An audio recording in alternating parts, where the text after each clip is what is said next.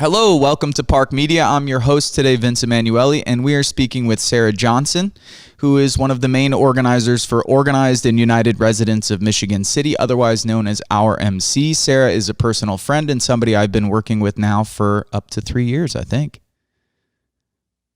That's not a good thing, huh? Yeah, so tell us a little bit about, I want to give folks a little bit about your background. You're from the Northwest Indiana region. Sort of tell us where you grew up and tell us a little bit about where you're from. Yeah, so I'm from Northwest Indiana. I grew up in Valparaiso, which is about, 25 minutes southwest of Michigan City. Went to school with, there were 45 kids in my graduating class, school in the middle of a cornfield. Interesting experience, to say the least. Everyone kind of knew everyone else. Grew up in a very depoliticized, apolitical family, and just school in general. So I didn't really grow up around any union activist, or definitely no leftist in my family or anything like that. So grew up over there, was in Michigan City a lot because my family's from here. So I spent a lot of time in Michigan City. Ended up going to school in Indianapolis because they gave me the most money, and my family didn't save any money to go to school. I think we had enough to pay for the deposit on my apartment when I moved down there. But it was a big shift going from a school with 45 kids to a school that had 30,000 people. And so that was a big change. And when I graduated, what school did you go to, Sarah? IUPUI. Okay. Indiana University, Purdue University, Indianapolis. Kind of a mouthful there. So I finished my undergrad studies there and ended up joining an AmeriCorps program working with immigrants and refugees in Indianapolis. I did that for 2 years. So I was with a nonprofit agency down there, and realized I didn't know what I was doing. So I knew that I wanted to do something related to community organizing, but had no idea what that meant or how to do it. They definitely don't teach you that in, undergrad studies. And ended up going to University of Michigan to get my MSW focused on community organizing. And while I was there, I also did a year of work in Detroit with another nonprofit. So I have a lot of background working with a variety of nonprofits. Can talk more about that too, if that's of interest. And yeah, after that, came back to Northwest Indiana. I always wanted to come back and work near my family and, where I grew up.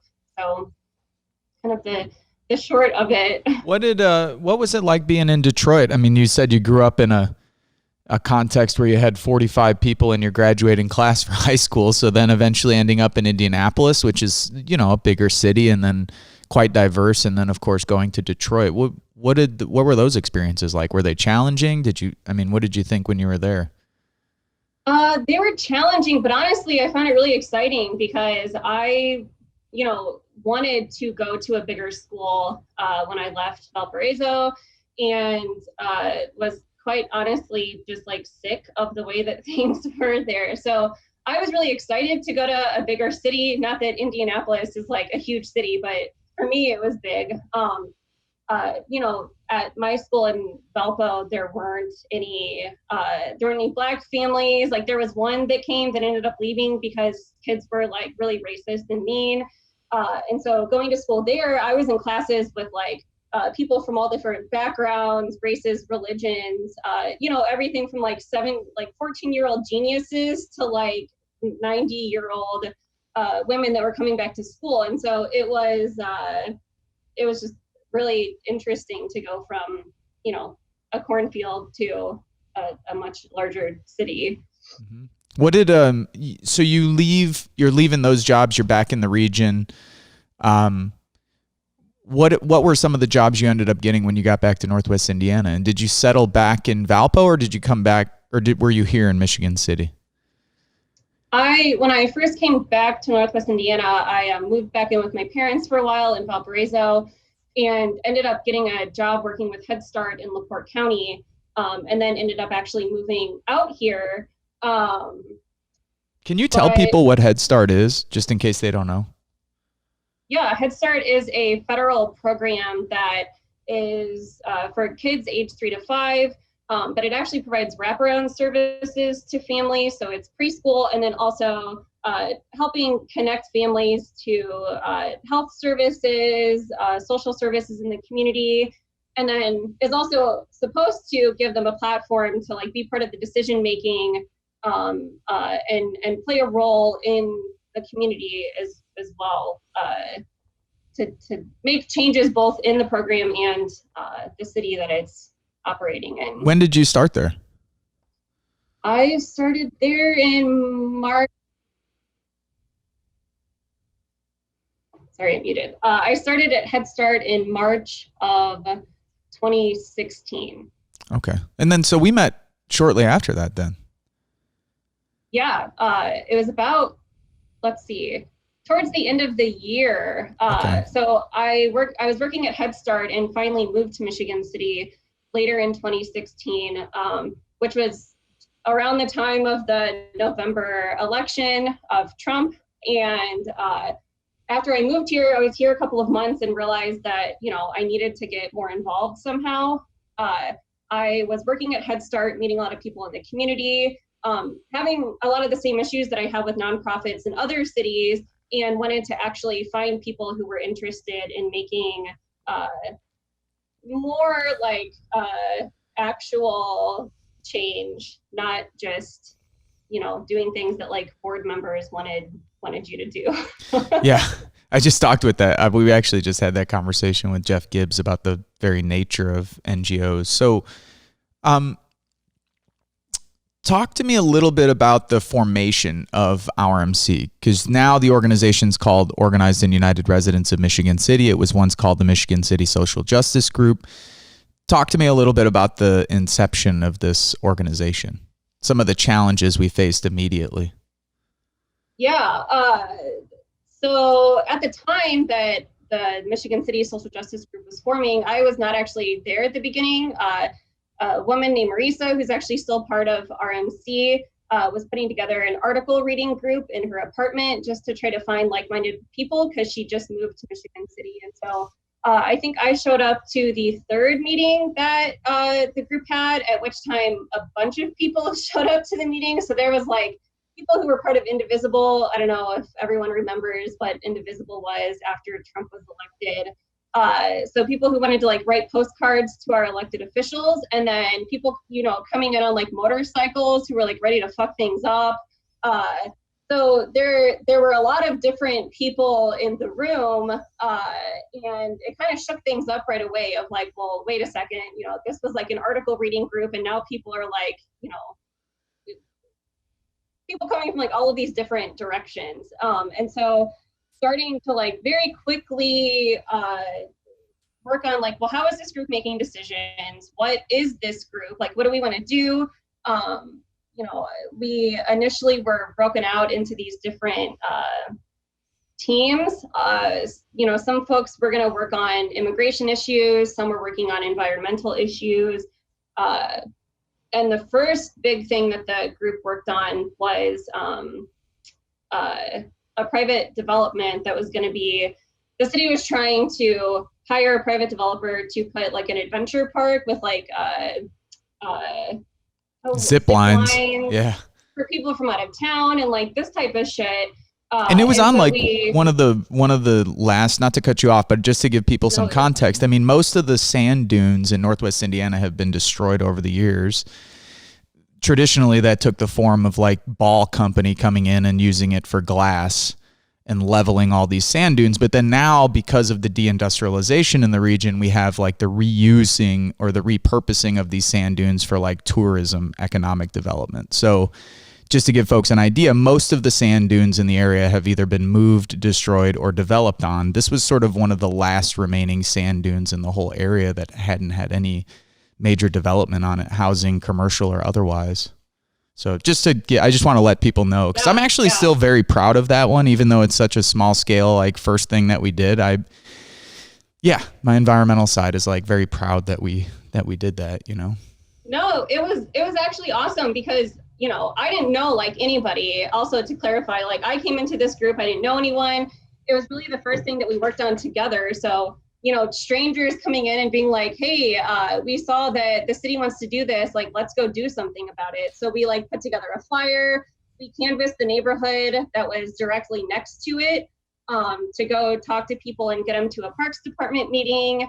And I think we had like 70 people show up, which at the time was like the biggest Parks Department meeting that's ever taken place. Of course, since then we've had a lot more people come to city meetings, but we shut the project down. They stopped looking for private developers, and right now it's still like a sand dune that has trees and turkeys and shit in it. I think it has like some walking trails or something, but it remains largely untouched. Yeah. And then, so we were doing those activities. There's a lot going on. We had people trying to drag us into elections. We had just talked with Jeff Gibbs earlier about our experiences with Beyond Coal. So I don't really want to get too much into the weeds on that, but just talk to me a little bit about sort of the structure of the organization, and then the organizing methods and models that we became aware of that we tried to implement here. So this difference between, advocacy, mobilizing, and organizing. This is a theme when we talk to organizers that people who are watching and listening to this will probably hear and see much more of in the future. But can you talk to us a little bit about sort of trying, succeeding, trying and failing, and then like these constant changes that we've gone through over the years? Yeah, we've done a lot of trying and succeeding and failing and going back to the, like taking a step back, looking at what's going on and constantly changing. In fact, one of our values is adaptability. So I guess that's a good thing. Yeah, we've done a wide variety of things in Michigan City. So we've done everything from like direct service, which I would even say is like a step back from advocacy. Working with the local federally qualified health clinic to get kids blood tested and actually get the testing out to them at different apartment buildings and trailer parks. And we also we've done different like mobilizing / organizing actions and campaigns.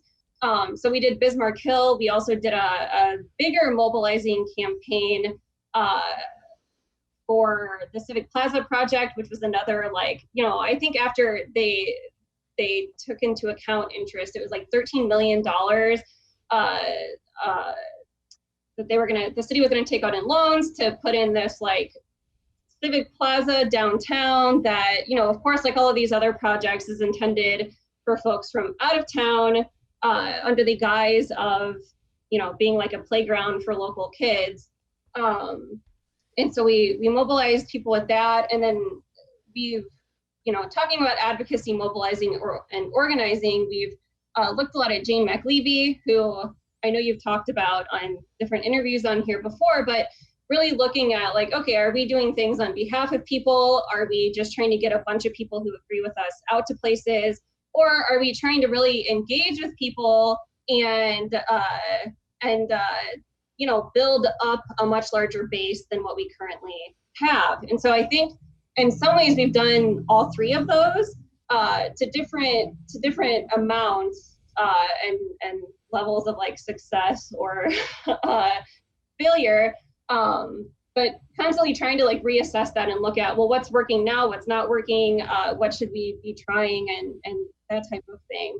Talk to people a little bit about that difference, because you mentioned the difference between doing something on someone's behalf and then actually organizing with people. And I think that's a really important point to make right now, particularly with what's going on. You have a whole new generation of white people, even older white people, who might be coming to a different political consciousness right now. And I'm seeing some of the same things I've seen in the past, where people are like, hey, we're doing this for other people. It's almost like framed in this sort of charitable way. Can you talk a little bit about the difference between sort of charity and maybe solidarity, and what that difference looks like in practice?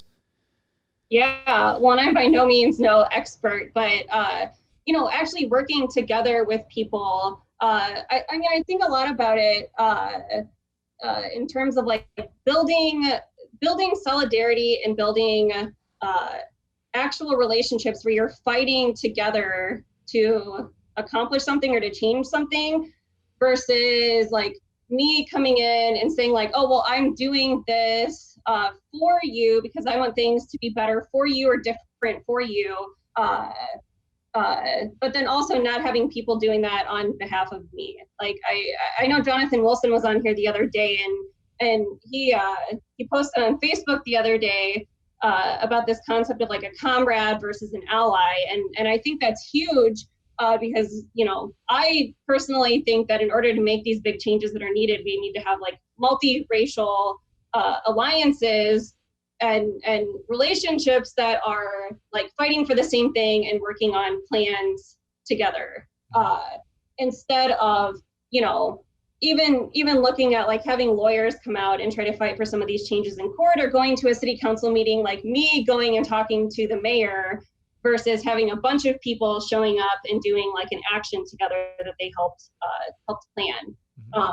And really looking at how are you actually building that power to keep fighting as new things pop up, not just this one thing, but the next thing and the next thing and the next thing, because it's not going to end, right? No, absolutely. And I want you to talk a little bit about this concept of power, because it's something we probably don't hear enough of. I hear it more and more as the years go on, which is really nice. Can you talk about how power plays a central role in sort of how we're looking at these issues? Like people, in other words, I'm sure you've heard people, local officials, others who might be skeptical of what we're trying to do, though, those numbers are, I think, smaller and smaller as time goes on. But what they see, sometimes it's portrayed as like, what is this agenda? So it's like, what is the agenda? Like in the end of the day, like if someone were to ask you like, hey, like what is RMC's agenda? Not the specifics of say our mission statement and that, but like the basic agenda as I understand it is really, giving more and more power, collective power to poor and working class people. But that concept of power, if you could talk about that, and then if you could talk about it, if it does or if it doesn't sort of relate to how you view, this role of class politics.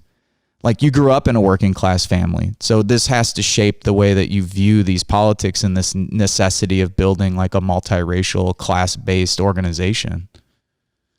Yeah, and if I forget the second part, just remind me. No, so I think at its core, and I know we talk a lot about Ella Baker, but going to the root cause of these issues, which is who actually has power, what are these powerful like institutions, looking at like these social, economic, and political systems, like who has the power to decide what happens to people. It's not that like me and my neighbors and coworkers don't have power. It's that we aren't actually working together and organized to utilize the power that we could have, if that makes sense. So like there's a whole bunch of us, like millions, billions, right? When you look at the people who are in these positions of power, they have money and they have the current ability, given their roles in these institutions, to make these decisions. And so like that power dynamic has to be flipped. It has to be totally shifted. And, that's not going to happen through like small reforms of like, okay, well, given the current example, like Indianapolis decided that they're going to take down a Confederate statue. Like, well, yeah, that should happen, but is that actually changing any of these power dynamics? No, it's not. Like, what actually needs to happen for that to change? And I would argue that it's a complete shift in who has that power. How to get there is a different story. And I forget the second part. Just the role that class might have played in like your understanding of, you grew up in this area that wasn't very diverse, but then you go and have all these experiences in a multiracial, multicultural setting, and then you come back to the region and now live in a city that is quite a multicultural city. I mean, Michigan City is almost 30% Black. I think it's 7 or 8% Hispanic, Latino. So it is a diverse city. What is that? The influence that your own upbringing has on that, that's sort of coming from that working class background?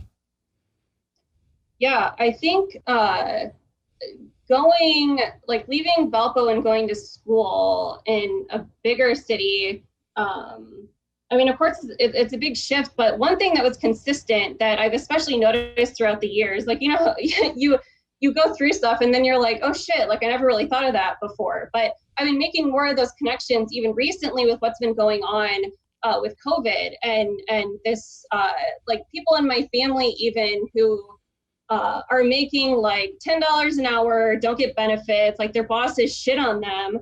And they're like, well, yeah, but like, I need to go to work and like, well, why would I deserve more? I can't count money. Like I shouldn't even be, doing these things. Like it kind of is what it is. And this sort of like internal like acceptance that what's going on is right. And this total lack of understanding of like, well, no, like you work together with your coworkers, like you can make that boss do whatever it is that you want. But that's not there. And that's been consistent like everywhere I've gone. And so even though in Valpo, it wasn't like very racially diverse or culturally diverse, or even like in a religious way diverse, it had those same dynamics in these other cities that I were in, albeit they were all across the Rust Belt. But I don't know, I would imagine similar things going on the East Coast and West Coast. And it's not that people are dumb. In other words, I think there's two things. One, I think there's a view because people are disorganized. So poll after poll shows that most Americans are with us on any number of the issues.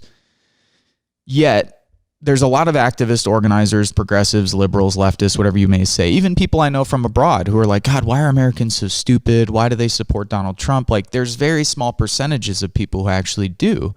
And so in your experience, which is from what I'm understanding really mirrors my experience, it's not that poor and working class people don't know that there's something fundamentally wrong with this system. It's that they quite literally believe that there's nothing that can be done about it. Mm-hmm. And that's way different.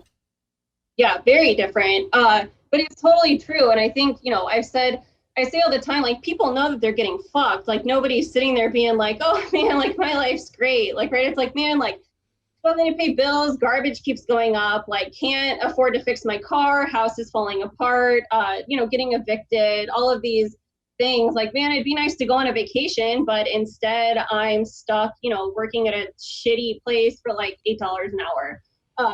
So nobody needs to be told that like they're being fucked every day. They all know it. It's in my experience, like not knowing what to do about it, or that you can do anything, or even knowing like having like a vision for what that could look like. So like, what would it mean if I wasn't working all of this time? Like instead of accepting that and looking at like, well, what would that look like? I think for me, Jane McLevy has been really instrumental in like developing more of that with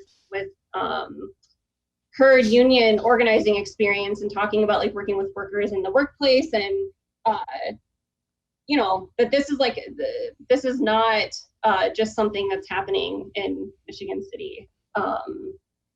Right. Yeah. Well, and that those power relations can be changed. I mean, I think one of the challenges we've faced this entire time is that we're constantly looking for opportunities to show people or for people to see themselves and experience the power of collective organizing. So it's like, talk to me a little bit about like, so recently we're jumping ahead and we can jump back and forth because we talk pretty regularly. So it was hard. I was like, all right, this is an interview, but this is someone I speak with like 4 or 5 days a week. So it's kind of, it's tougher.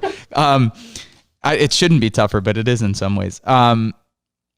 We just had a huge rally in Michigan City. Now, there have been big rallies throughout the country, but for us, I mean, the event that we had on Sunday might have been by far the biggest and most important event that we've ever participated in the last 3 years of organizing. So can you talk to me a little bit about the lead up to sort of where we're at now? We've been through the Bernie campaign. We were trying other single issue campaigns. Of course, Bernie loses in the primaries. Let me think about what the actual question is here. I think the question is, we've been trying to balance a lot of different things, and I think a lot of organizations are also asking those questions. There's people out there going, how much time should I spend with electoral politics? How much time should I spend? There is a need for immediate services and mutual aid. How much time should I spend there? There's a need for single issue campaigns, but we also need workplace organizing. I mean, there's all these different options to organize. And this is a question that we're going to grapple with forever.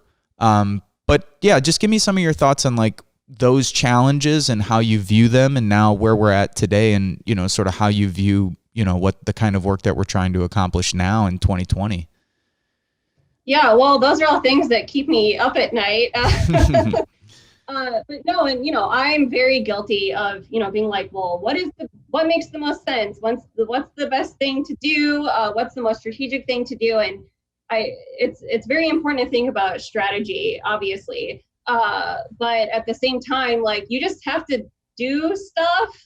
You have to make like kind of, you know, an educated guess, talking with people that you're working with, and then also, you know, other people in the community maybe that aren't organizing with you or working with you. Like seeing where are people at, like what are they upset about, what do they care about. You know, when COVID first started, we immediately jumped into doing mutual aid because we knew that there was going to be a big need for that here in Michigan City. But at the same time, you realize that like that's not enough. So we put together demands and started pushing the mayor, the city council, to think about things like evictions and housing and unemployment. And then also realized that, I mean, taking a step back, they weren't even thinking about like keeping the city closed down to protect people from like getting sick. And so, you know, pushing things on that level to make those changes, while also then providing some of those direct services and working with people on doing that. So we jumped into that, but you know, everything's been changing so much throughout this entire time. Yeah.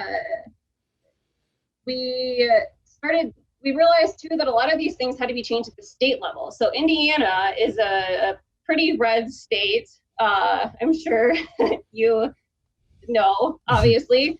But it's a very red state. And so they've like preempted a lot of change from happening at the city level. And so, you know, realizing like, well, we can affect things that are happening locally, but to have an effect on what's happening at the state level, we need to try to find other people who are willing to work together on that. So we started working more collectively with a group in Southern Indiana called Hoosier Action on particularly the issue of eviction, which has currently been extended to July 4th, but once that is allowed again, it's going to be a huge issue, which is also the case around the country.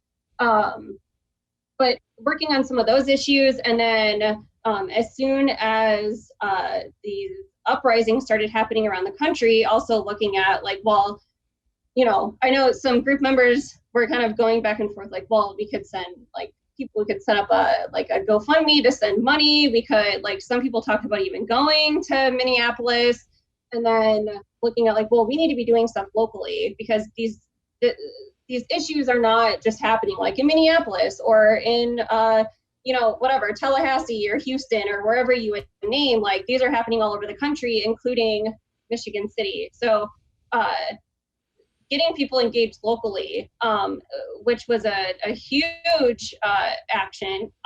From what I've heard from other people in the city who have been here longer than me, in their memory, it's the biggest like protest that they can remember. So, you know, Michigan City has about 30,000 people, and at least 600 people came out to participate in this protest,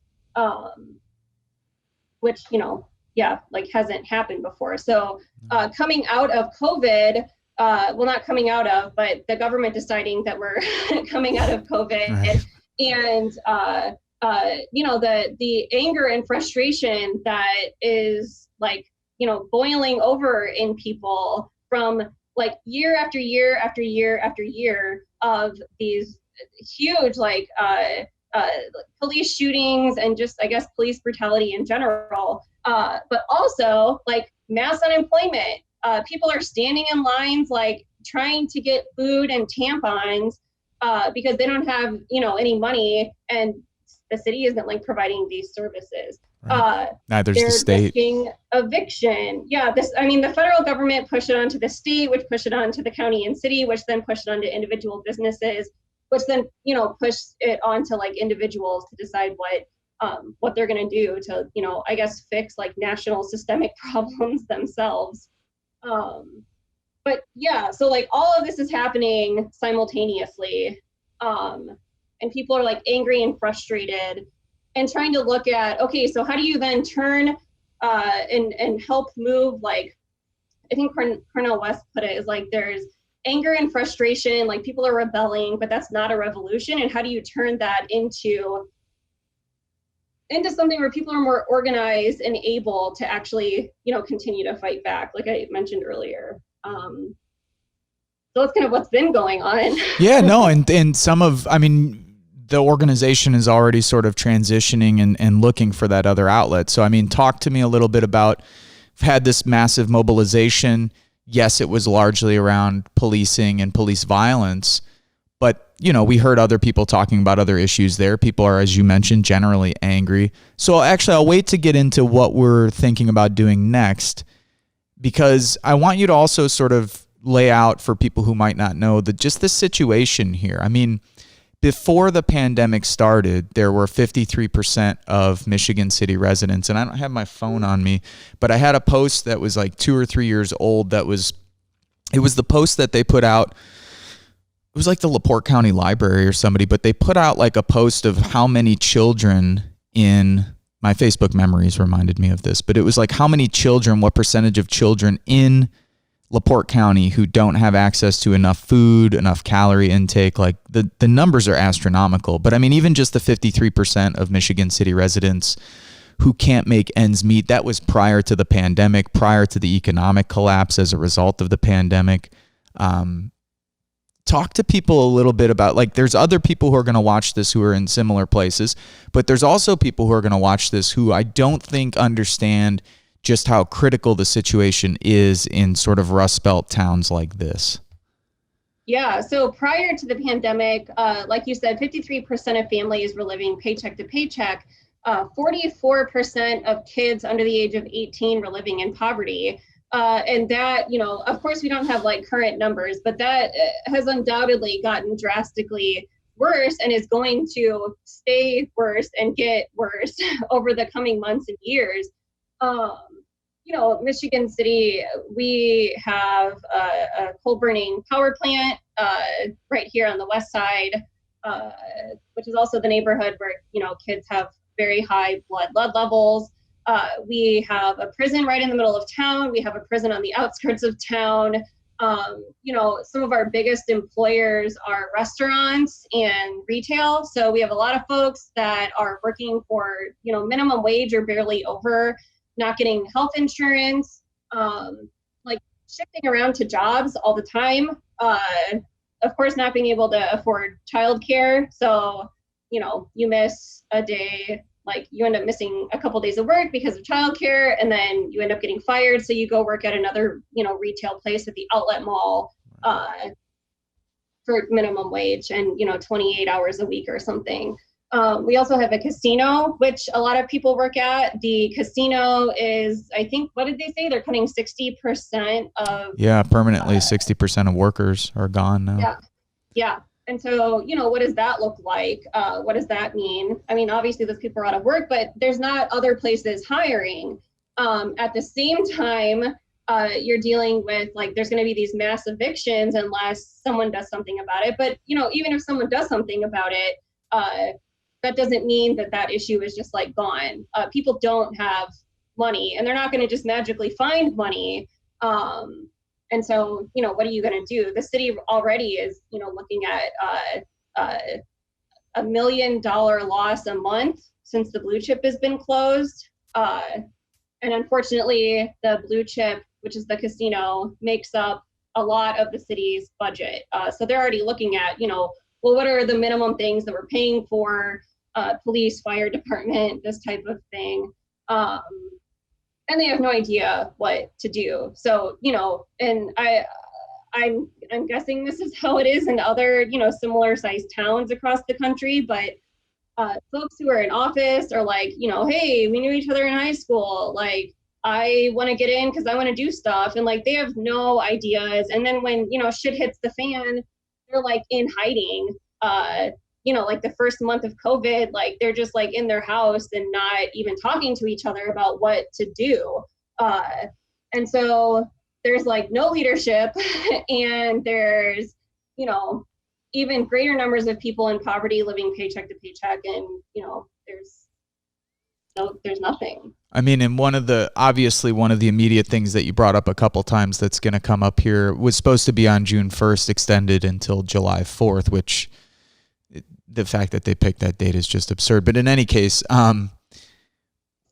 evictions. Talk to us a little bit about what we're thinking. I mean, we don't want to give away too much because we don't want to tell the enemies too much, but like give us an idea why this is important in this city particularly, and then also, how we see this is, to your point before, it's not just that we don't want tenants to have to pay money that they don't owe or that they shouldn't have to owe, but that we quite literally want to change the relationship between tenants and landlords. We don't have the exact blueprint for that, but that's how we are entering into this, these campaigns and so forth. Could you talk a little bit about the evictions and how that plays a role in what we're trying to do?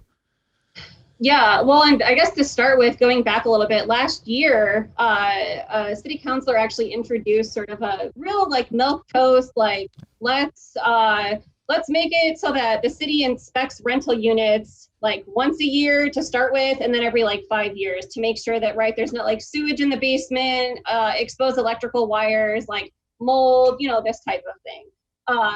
And we came out in like sort of support of it, wanting to make sure there were tenant protections there. There are no tenant unions or associations in Michigan City whatsoever. And as soon as these like meetings started with the city, the landlords like came out of the woodwork.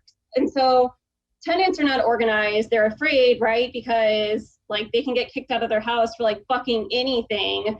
Yep. And the landlords were coming in like 50, 60 deep to these like tiny, city council meetings, crying like, woe is me, what am I going to do if you take away my rental unit? Like, we shouldn't have to go through this.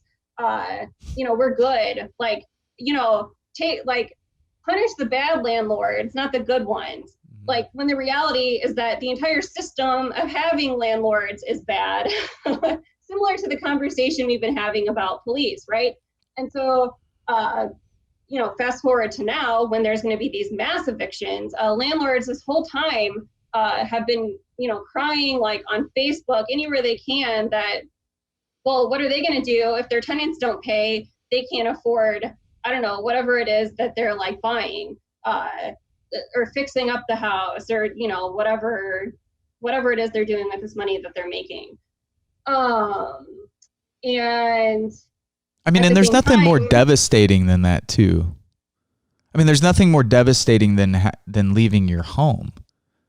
Yeah. And that's your home. I mean, we were just talking with Cynthia Peters about this in an interview we did a couple days ago, and it made me, the way that she said it made me think about it in a different way.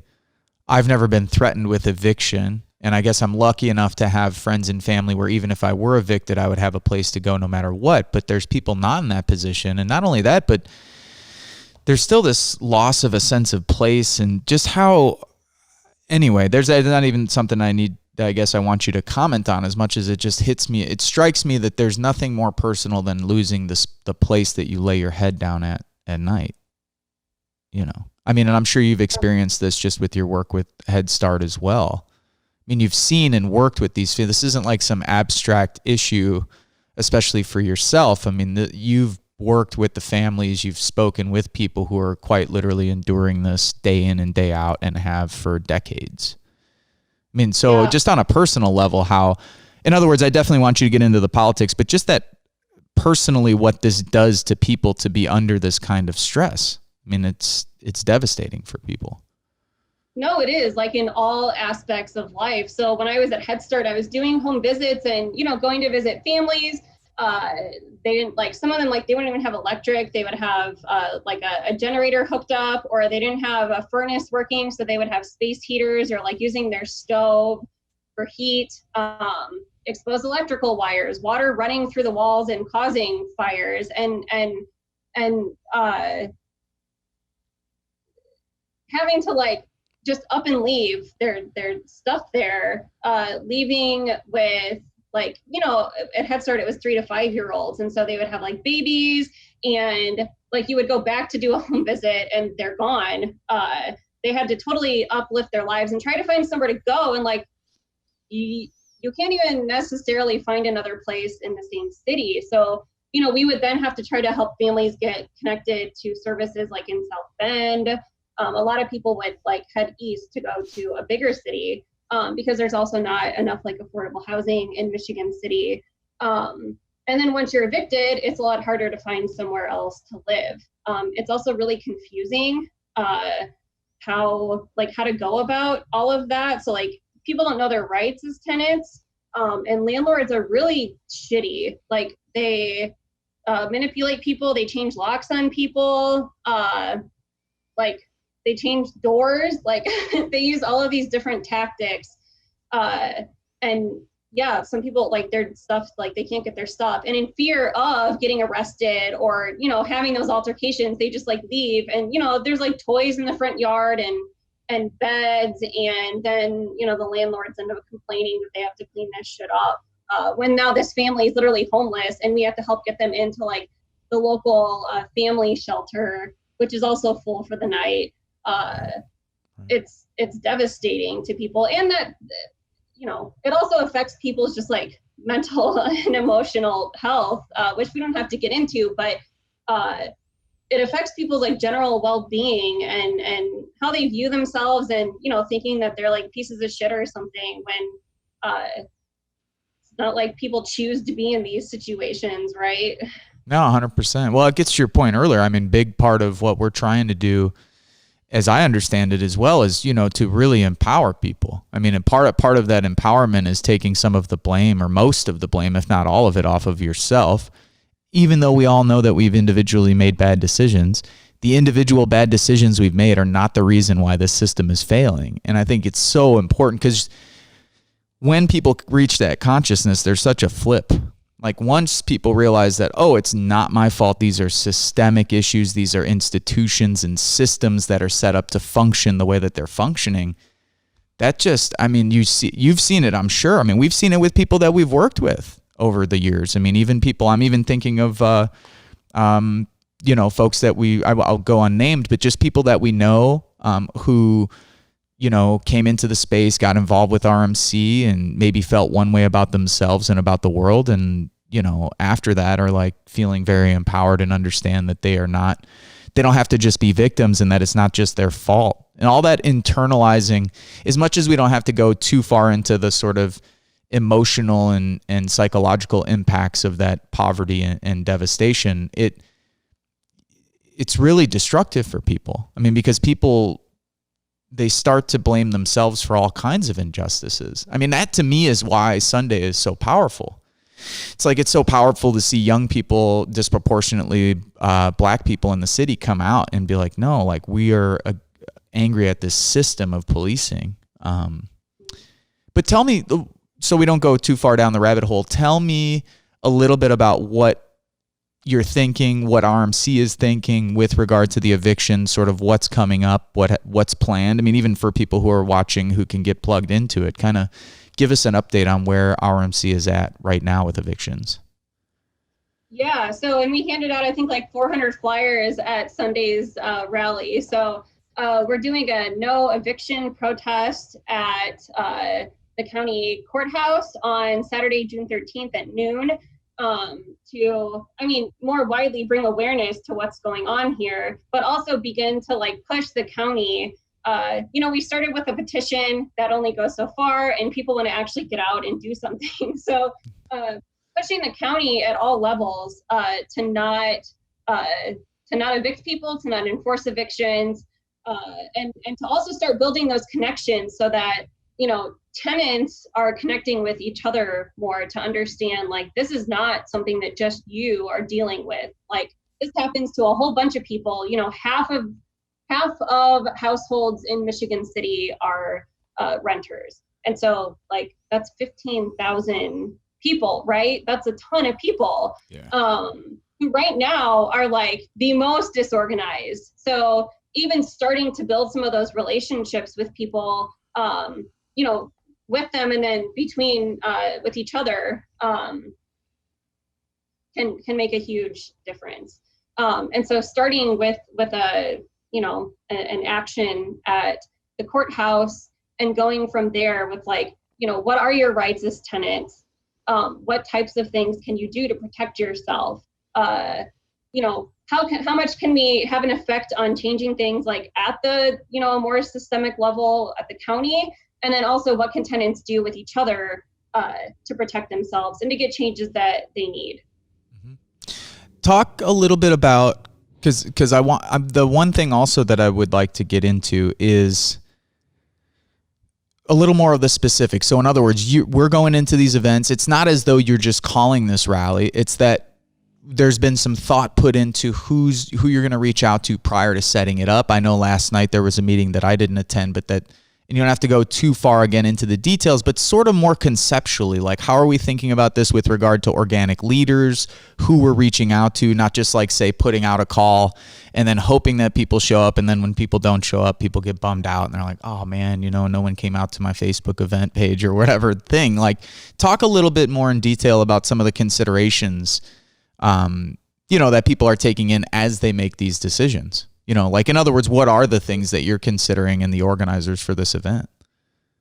Yeah, I guess we're kind of looking at all of those things. So on the one hand, how do we build off of the momentum that took place on Sunday at Sunday's rally? Who were the people there who were super excited, that were into it, who like brought 15, 20 people with them, who was showing leadership, and how do we like talk with them, build more of that connection, and find out too, like, how can we start connecting them in with things that are going on and have them make some of those decisions with regard to, like, let's plan this action and what are we going to do next and how are we going to do it, while also putting out a call for people to reach out who have their own experiences with housing, which isn't too far-fetched. Going to the grocery store, I talked to a woman there, this was several months ago when the landlord ordinance was going on, but talking with her about her issues with housing, and pulling folks in that way, and also making it something that people want to check out. So, like, having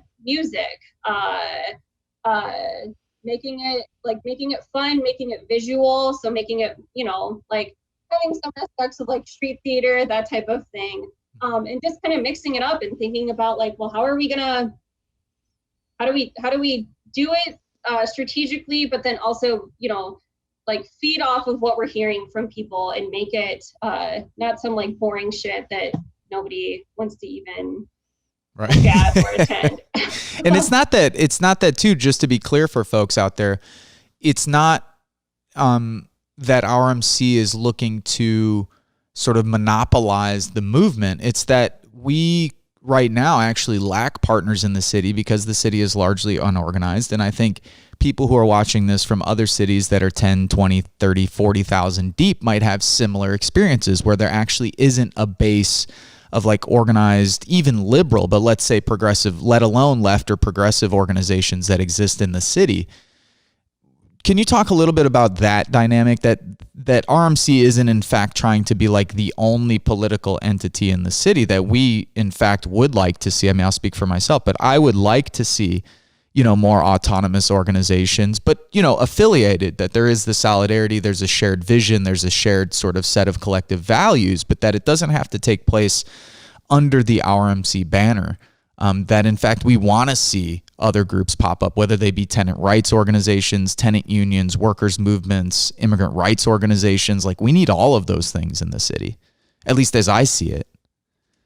Yeah, we absolutely need all of those things. And I think that's one of the biggest things. I've been attending a lot of these trainings online for like tenant organizing in different cities. Of course, they're big cities like Boston, Chicago, LA.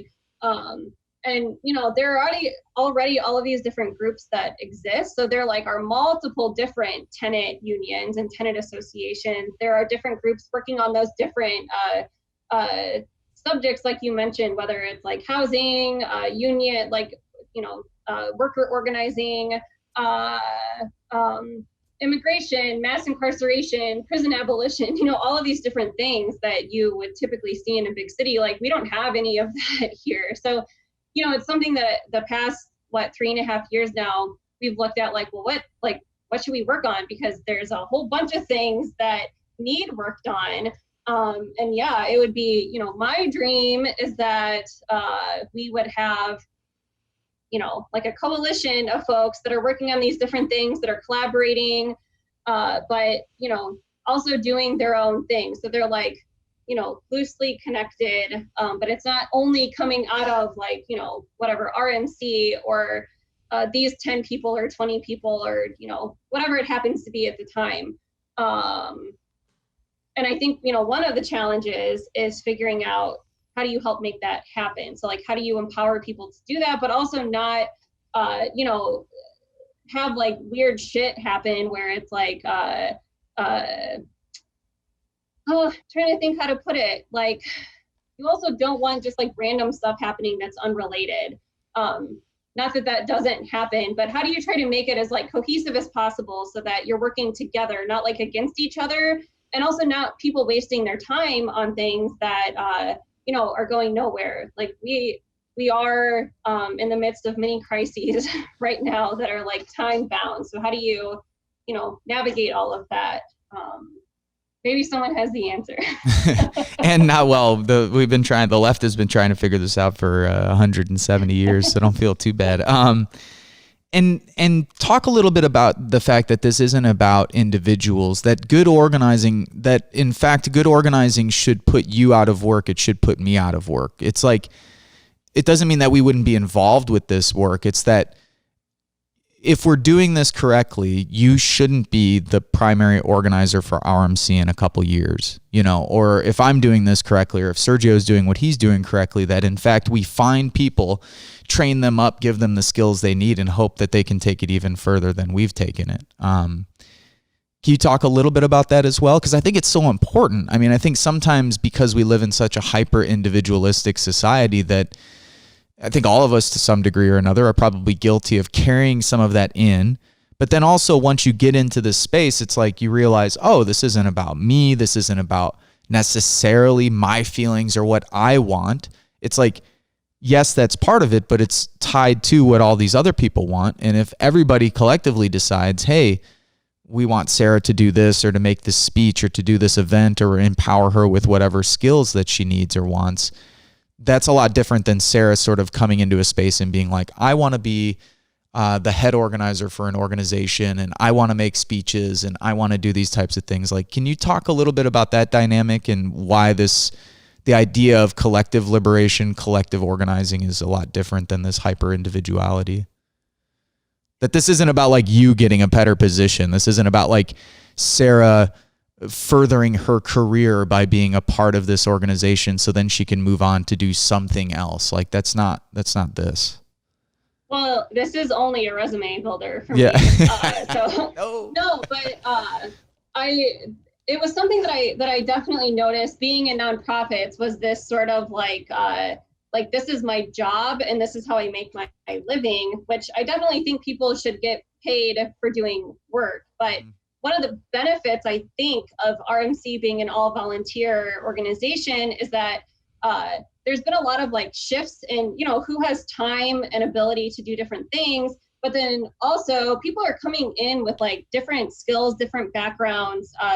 Some people in RMC had never been in a group before, like not just a political group, but like a group working together on a project. And so how do you meet people where they're at? And then also like take them beyond that, not in a extremely, like you're going to do this and you're going to do that this way and, whatever, but actually working with them to find out like, well, what are they interested in? Like, and then how do you help them build those skills to be able to do that?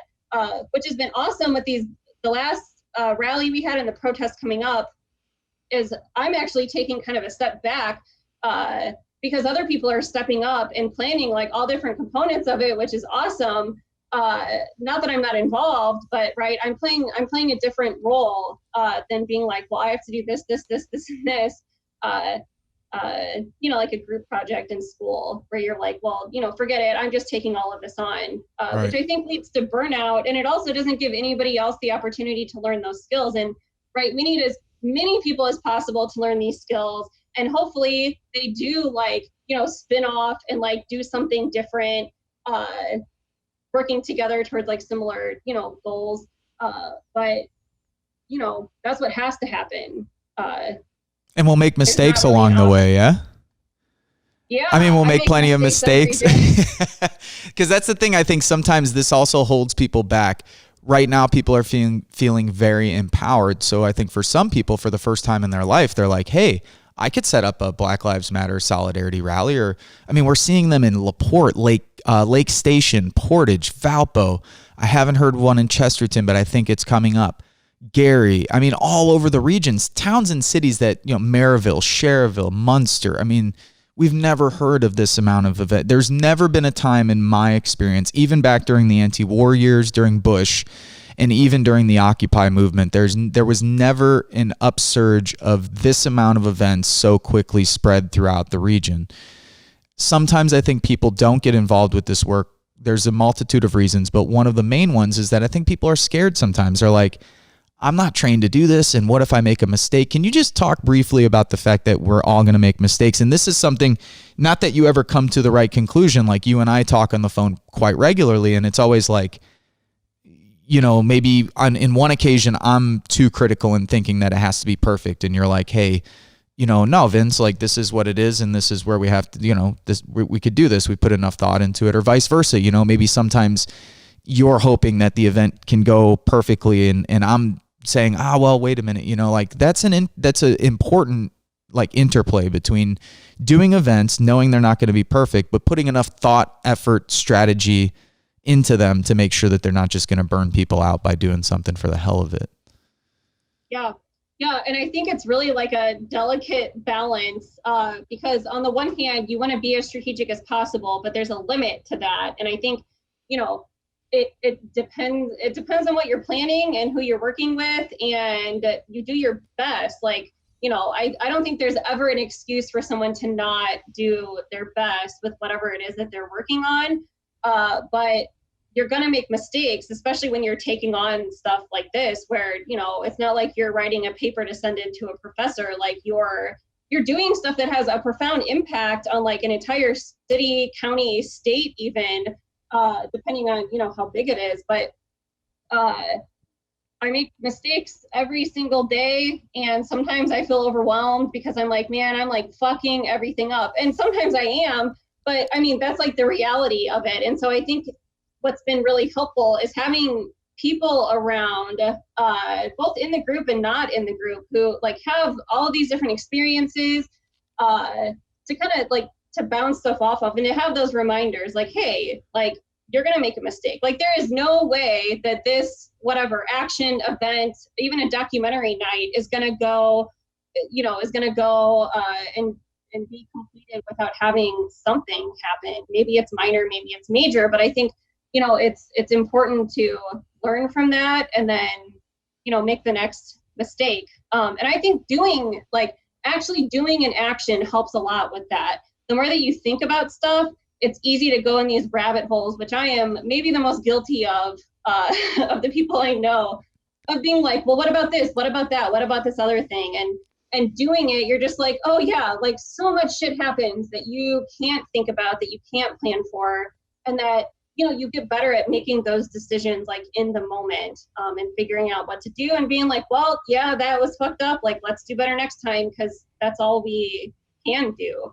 I've been trying to do better next time. I've been thinking a lot about McLeavy's point about, so in this context of evictions, police violence, and so forth, particularly in our city and in the region of Northwest Indiana, which is highly and severely segregated along racial lines and class lines, but particularly racial lines,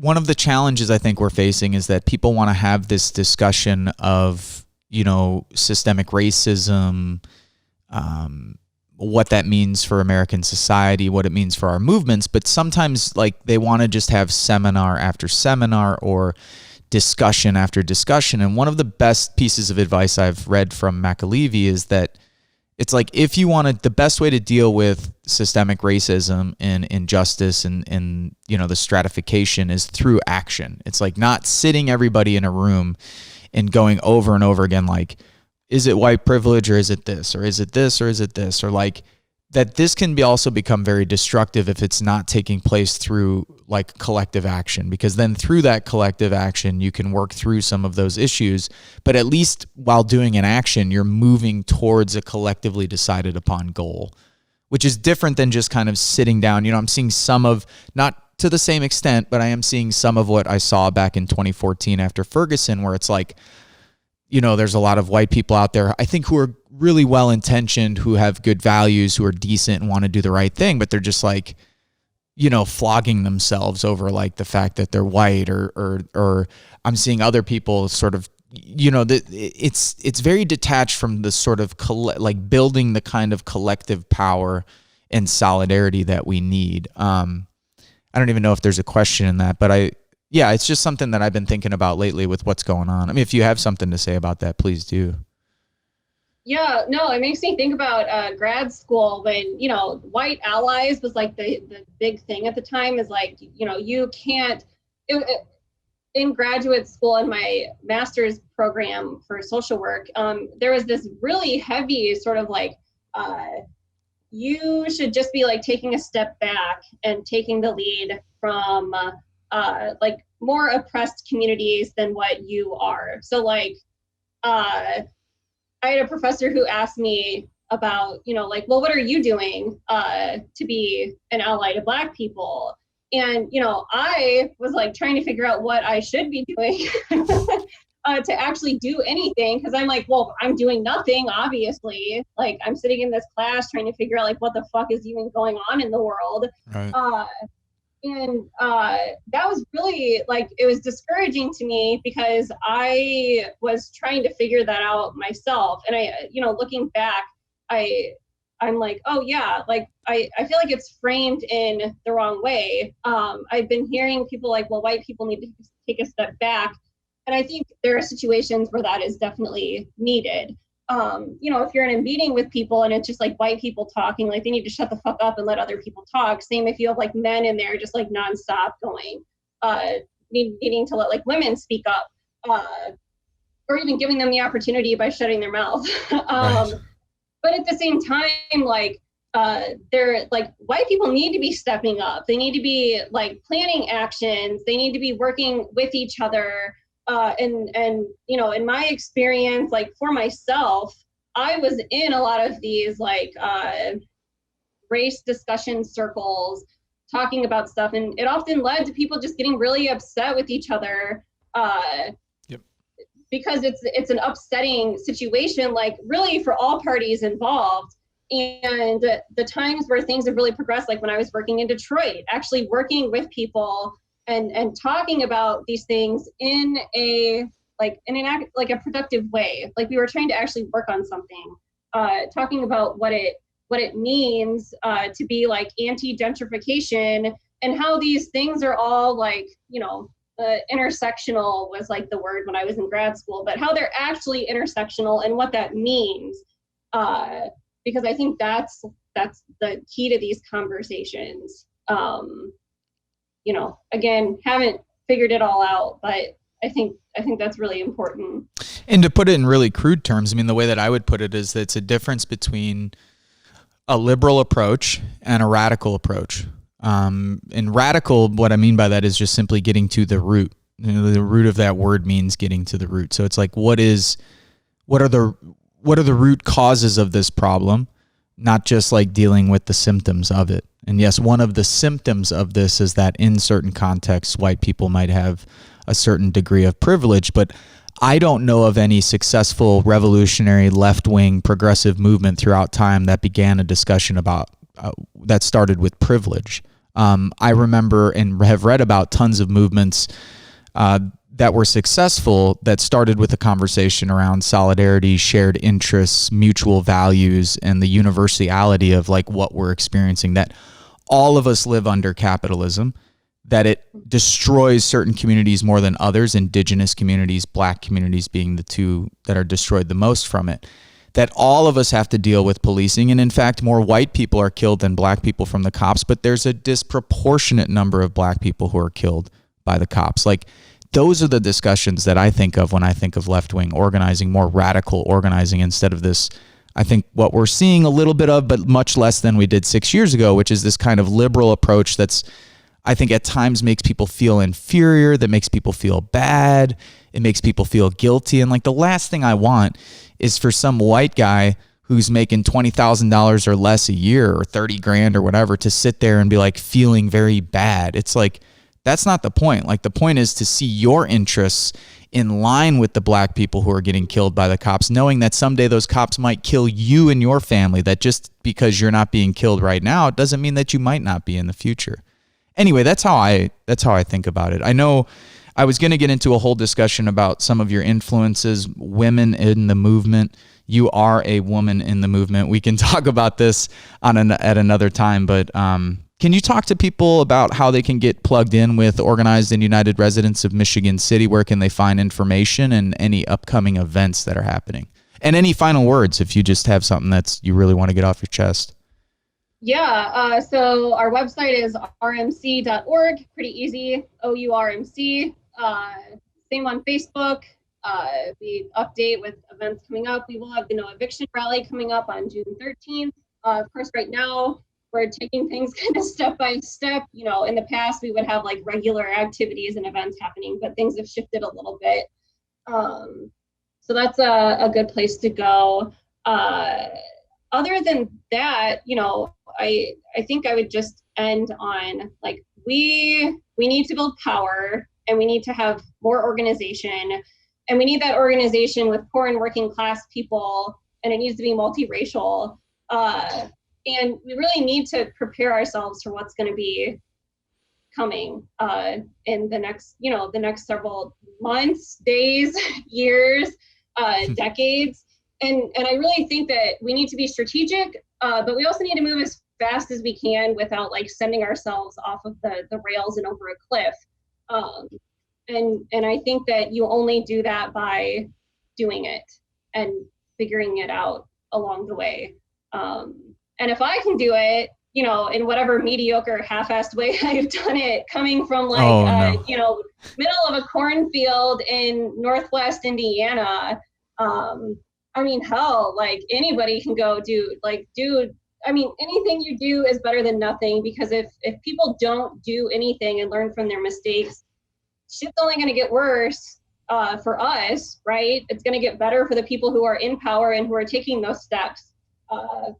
But, you know, we don't have a choice. We have to do it and make it kind of fun along the way, too, when you can. Hell yeah, I agree. Hey, thanks for joining us today, sister. I appreciate it. Thank you for your time. All right, y'all, you've been watching Park Media. I'm your host today, Vince Emanuele. We've been speaking with Sarah Johnson. She's one of the main organizers for Organized and United Residents of Michigan City. That's OURMC. Check them out online, and we'll talk to you soon. Hey, thank you for watching and listening. If you think this program is worth a pack of cigarettes or a cheeseburger, you could become a Patreon for as little as $3 a month. The link is available at our website, parkmedia.org. That's PARCmedia.org. Make sure to subscribe to our YouTube channel below. Also, you could find us on Instagram at Park Media, Facebook at Politics, Art, Roots, Culture, and you could find me on Twitter at Vince Emanuele.